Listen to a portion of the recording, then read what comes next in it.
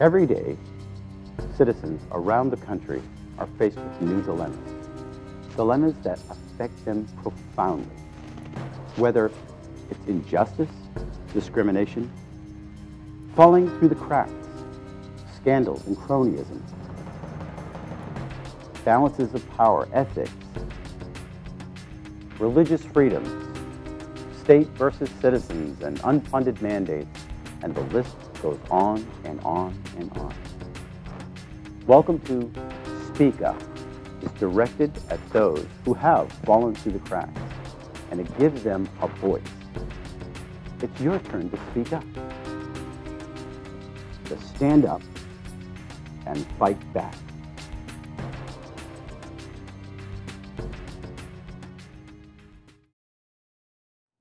And welcome to Speak Up. I'm Representative Kevin Avard, and I want to introduce you to my next guest. It's Mr. Dennis Lamare. Lamare, I said that right with the accent? Well, accent or not, it's Lamare. Lamare.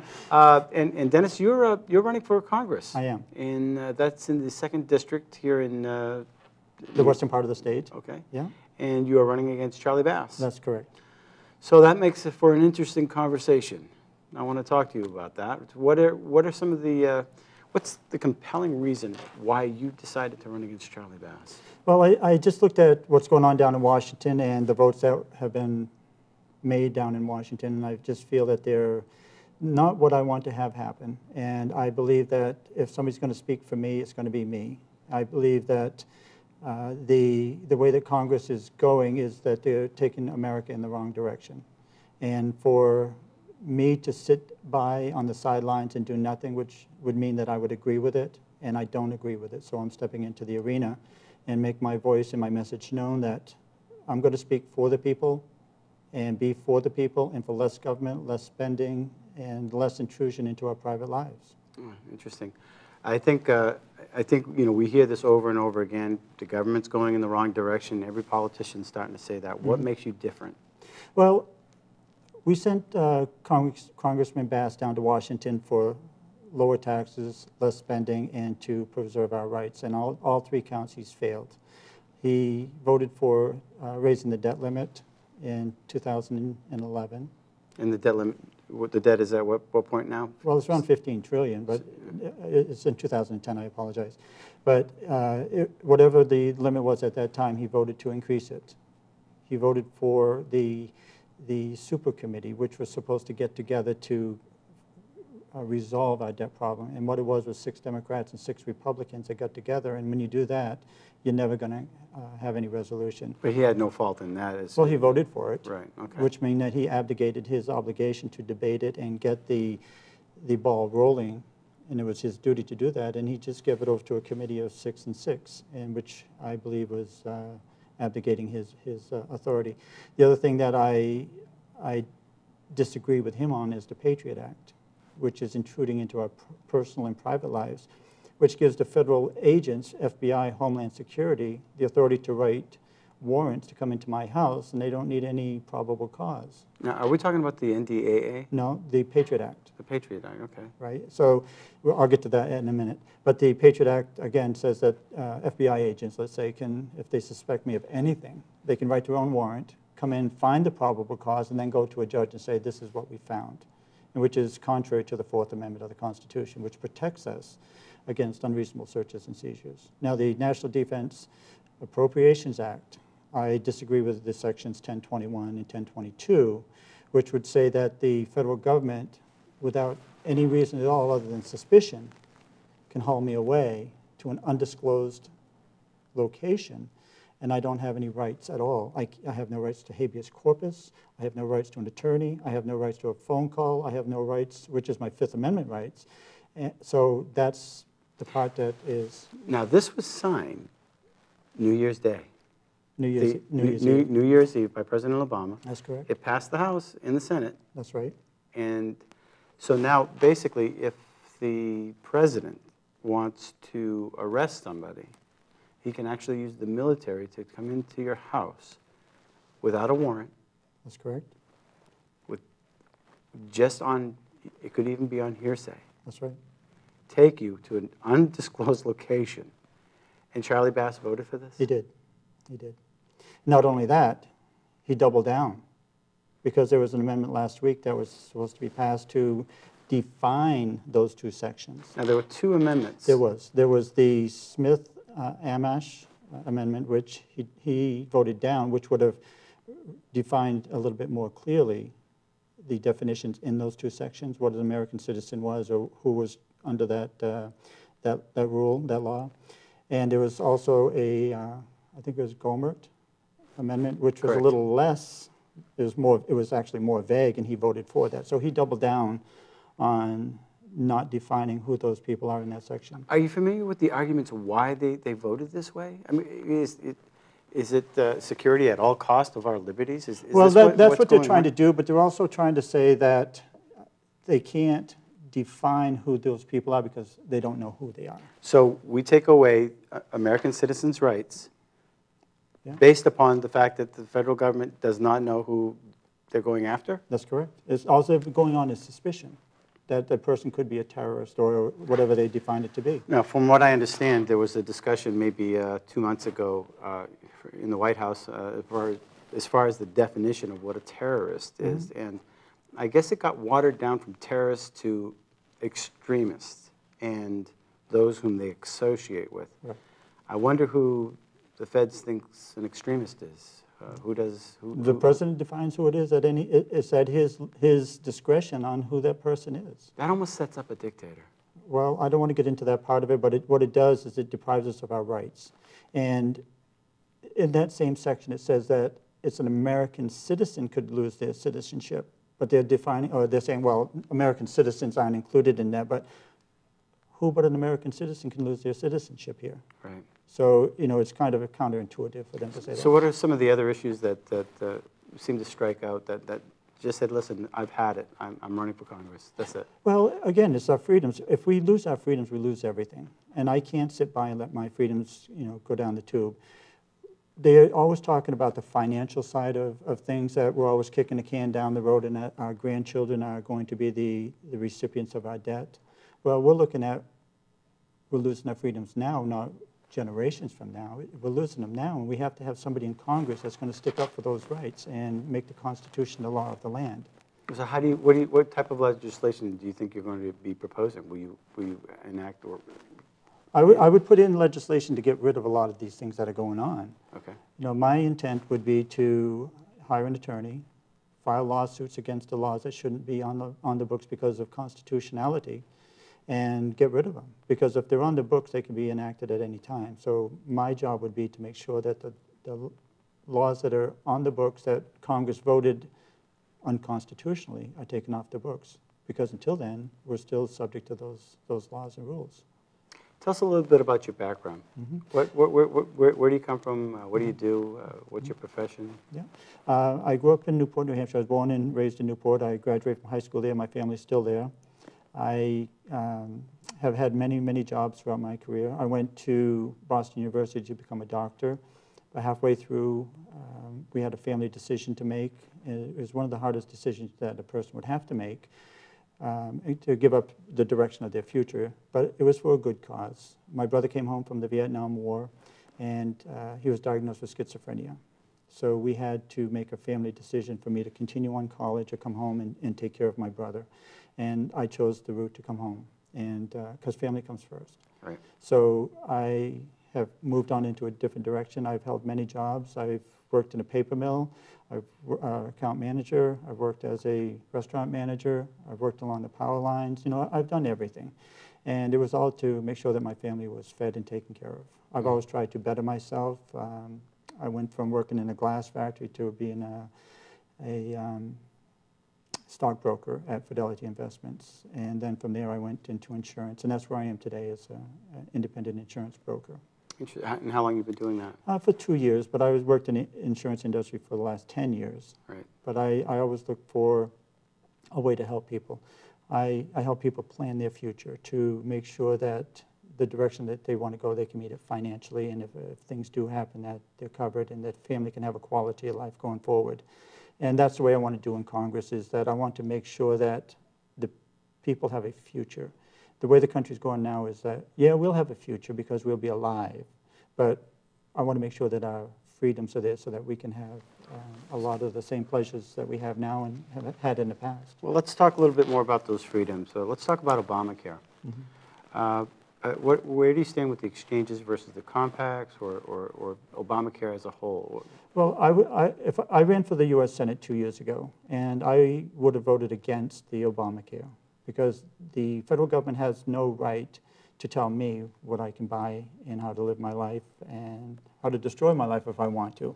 That's my right. So I believe that Congress should not get into any part of our lives, because if you look at Article 1, Section 8, which is the powers of Congress, there's nothing in there that says that they can intrude into my personal life. They can govern me outside of my personal life, but they cannot get into my personal life because that's left up to me. That's the way the Founding Fathers did it. Now, I would favor let the market on healthcare take care of itself. Let the insurance companies compete across state lines and bring in the business, and the market will dictate, as far as a person, which company they want to purchase. But we're seeing that the cost of insurance is constant. It's grown exponentially over the last 30, 40 years, and people are not small businesses can't afford it. Some guys, five or 10 employees, they can't afford those premiums and still make a profit. So some people are coming out saying, well, look, then we need a socialized type of system. Why is that wrong? Well, it's wrong on the constitutionality of it, because, again, the federal government should not interfere in our personal lives on how we want to regulate our body, our health, or whatever. But now, as far as the costs have gone up more in the last 2 years than they have in the past because of the costs that are associated with the Obamacare. All right, you got me sold on that point. Okay. But I guess one of the areas that I'm trying to get at is, I've heard this conversation for the last 30 years. I was also in the health industry as well. And when the PPOs and the HMOs were all just starting to come out, and everybody was saying this was going to lead to socialized medicine. Well, we're here today. But one of the things that seemed to be one of the problems was the third-party system, where it seems like they were precipitating the costs of the premiums. If we don't have Obamacare, which I personally am against, what's the solution to unfix what they've fixed over the last 40 years? There's no one quick fix answer. It's going to be a multiple of things happening. And what that combination is going to be, who knows? Part of it's tort reform, the laws that govern, lawsuits. There's the market that'll bear what it does. There's the malpractice insurance because of the laws that are against them. So whatever is the combination, we don't know. It could be repealing the antitrust, the insurance antitrust laws. But will that really affect anything? We don't know. So we have to take I don't like using the word comprehensive because I just scrubs my back. A lot of things get lost there, right? They do. But I would say let's look at and bring in the experts, not the lobbyists, but the experts, and say, hey, let's try to define what's going to work best. Because if we let the government do it, they're going to mess it up more than anything. Okay, let's move on to border security. Okay. Talk to me about it. It's a problem that has been going on forever. Now, the president talks about amnesty, and everybody talks about amnesty, and some are against it, some are for it. Not many people know that since Ronald Reagan was president, that 8 amnesties have slipped by because of presidential executive orders, allowing people to come out of the shadows and become American citizens, and we didn't hear about it.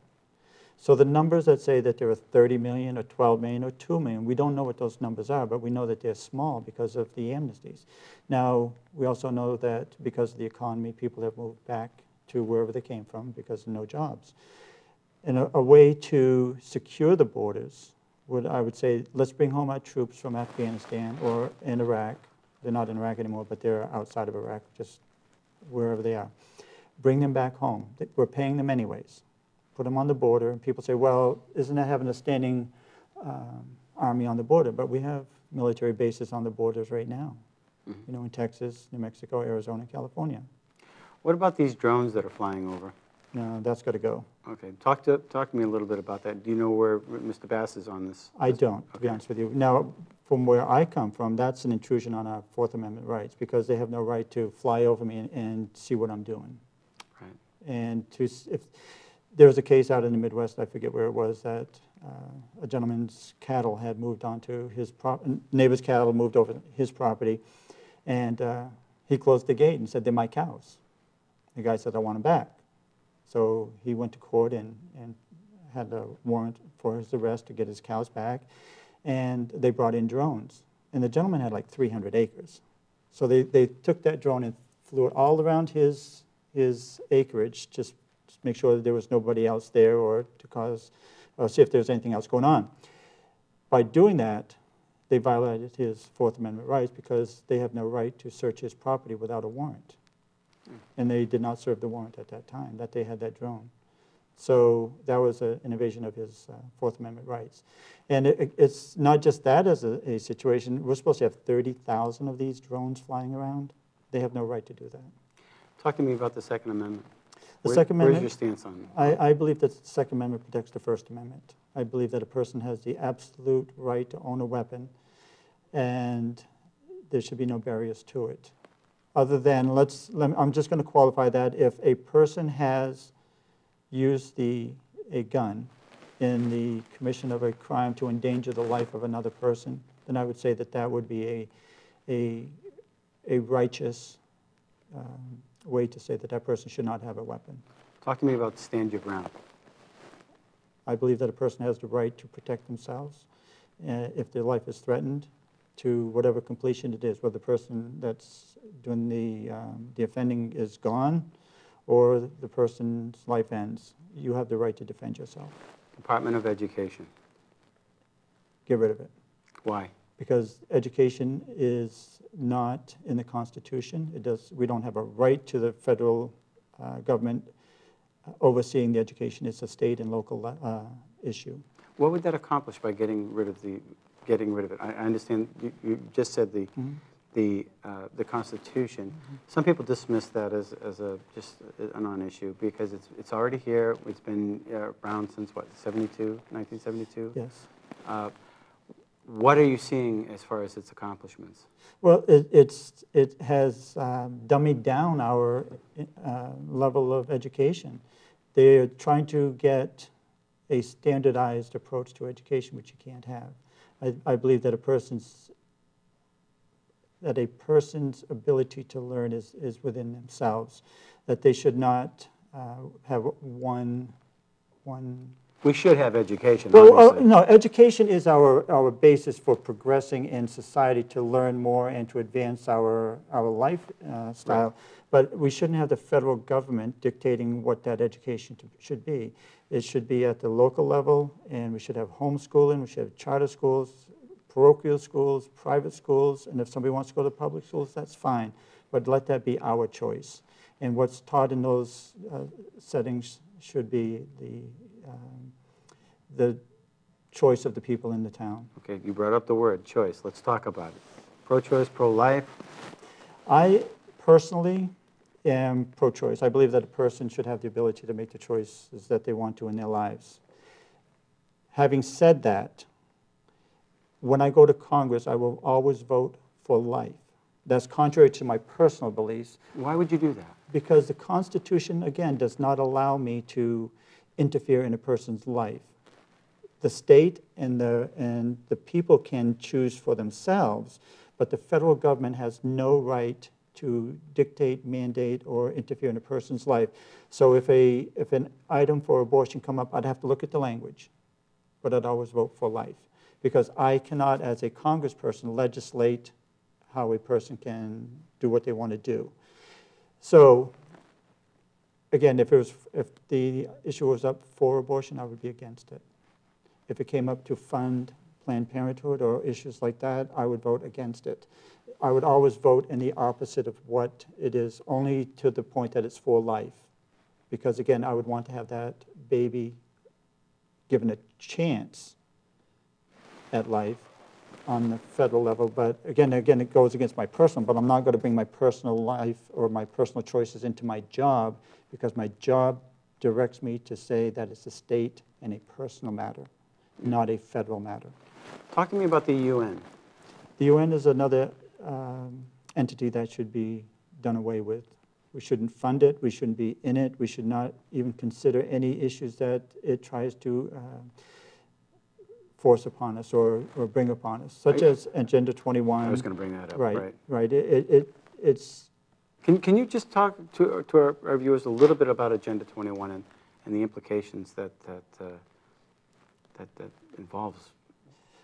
In general, I don't know the whole structure of it, but my understanding is that the Agenda 21 is a module for the UN to take and direct education and other items within a global situation, that everybody should have the same standards. And what that's going to do is bring us down. We should never, ever allow the Congress or any treaty to come into consideration that would even think about giving our freedoms and our liberties and anything to do with our lives to the UN, because the UN has got nothing to do with who we are. Mm-hmm. They're all from outside of the country. They don't know our feelings as Americans. They don't know our lifestyle as Americans. They aren't elected officials here in the United States. And for us to abdicate to them is a serious, serious breach. Talk to me about the tax code. The tax code, I believe, like Ron Paul does, that there should be a flat tax, and that flat tax should be zero. I think that we should keep the money in our pockets and spend it ourselves. Yes, we do have to have money go to the federal government, because the federal government does serve a purpose, but it's supposed to be a limited purpose. It's supposed to protect the few from the many, and that's its job. Yes, we do need defense. We need a few other things, but it's very specific what should be paid for Congress and the federal government. Okay, so one of the primary functions of the federal government is to obviously settle commerce disputes, but also protect the union. And it seems to me right now, I believe we're going to be gutting the military substantially pretty shortly. What are you going to do to head that off? Well, there are ways to cut defense other than the military. We have to make sure that we do have a strong defense, but we don't need military in 180 countries, any country that's not communist or don't want us there. But I think that by bringing our troops home out of those countries, we'll reduce the amount of military that we have. We can reduce the budget. We can bring them home. I want us to be a defensive country, not an offensive country.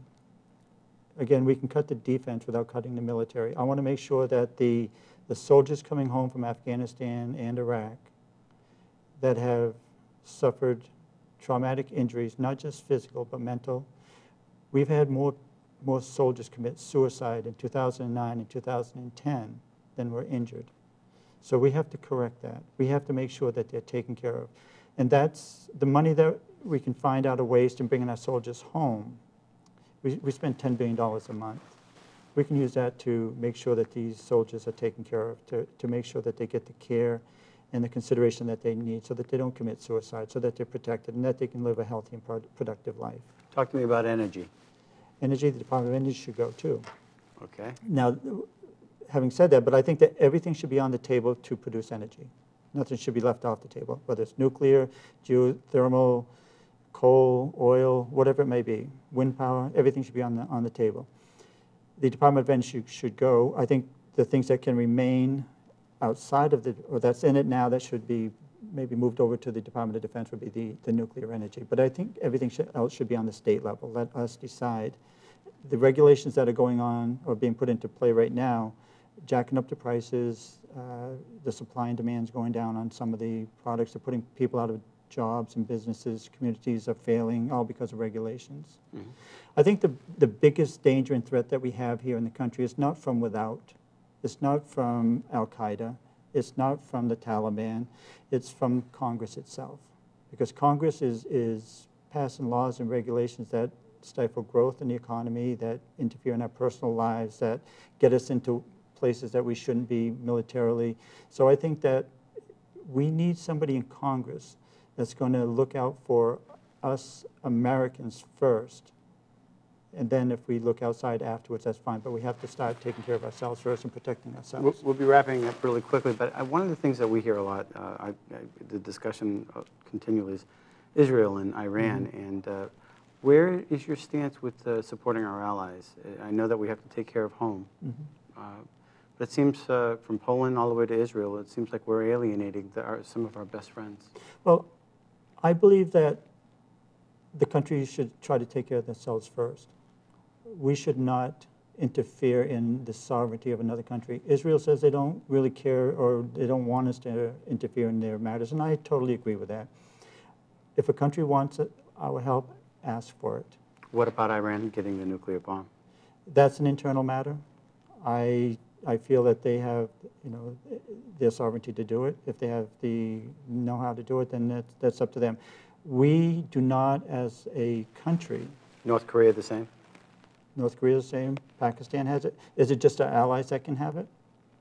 We don't want our enemies to have it, but I'm just saying that it's a sovereign issue. I'm just going to bring up one other issue, Hamas and Iran. We know that they're part of it, and Hamas is one of the biggest terrorist organizations in the world, funded by Iran. And our borders have been leaking for a long time. And what if they do develop the bomb and it comes through our borders? Well, that's what the intelligence is for. Right. We had bad intelligence in the past. Getting back to who's supporting whom, we have to look at what's really going on. Saudi Arabia is our allies. They funded Al-Qaeda. Right. We look at Pakistan. They are sponsoring the Taliban. So, do we look at, we point our finger, but, we don't look at ourselves on what's going on out there? We're causing a lot of problems in this world, and I think that if we get out of some of the places that we don't belong in, that I think a lot of our allies would come back into play. We're running on a real hard break, so what I want to do is just invite our guests to, if they want to get in contact with you, Dennis, how do they do that? They can go to my website at www.lamare2012.com. That's Lamare 2012.com. Or they can email me at dennis@lamare2012.com. Wonderful. And you're also on Facebook? I'm also on Facebook. All right. I want to thank you for coming on the show. It's been a pleasure. All right. And, well, you've heard it from Dennis Lamare, correct? Yeah. And thank you for watching the show. I hope it's been informative for you. I hope if you have any more questions, please contact Dennis. And until next week, thanks for watching Speak Up. Every day, citizens around the country are faced with new dilemmas. Dilemmas that affect them profoundly. Whether it's injustice, discrimination, falling through the cracks, scandals and cronyism, balances of power, ethics, religious freedoms, state versus citizens, and unfunded mandates, and the list goes on and on and on. Welcome to Speak Up. It's directed at those who have fallen through the cracks, and it gives them a voice. It's your turn to speak up, to stand up and fight back.